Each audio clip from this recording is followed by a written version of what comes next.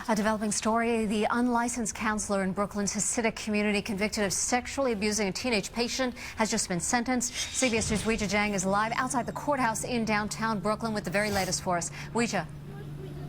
Well, Mary, what an emotional morning in court. We heard from the victim talking through tears. She called her attacker a monster and said there were times she wished she was dead. The maximum sentence for the defendant, 117 years. The judge gave him 103 of those. He will spend the rest of his life behind bars.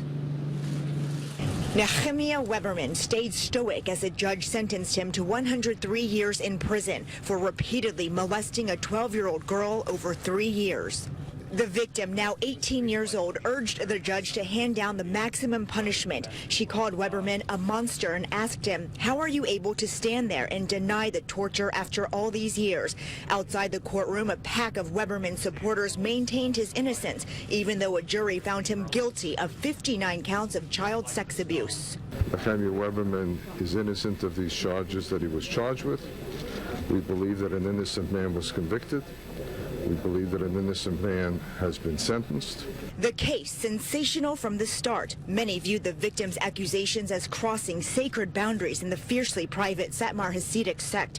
Fear of incensing the community, why advocates say so many victims would rather suffer in religious silence than come forward. There's a complete turnaround in our community.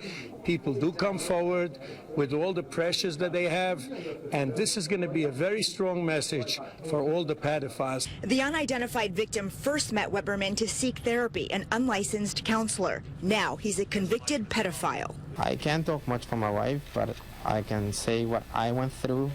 Seeing her in pain gave me a lot of pain, and I hope to recover.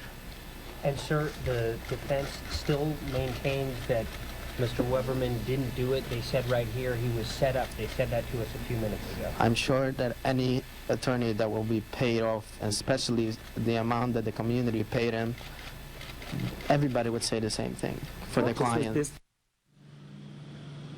And the judge gave Weberman a chance to speak this morning, but he declined. He has 10 children, 19 grandchildren who will now have to visit him in prison as he and his defense attorney begin the appeals process. We're live in downtown Brooklyn. Weijia Jiang, CBS 2 News.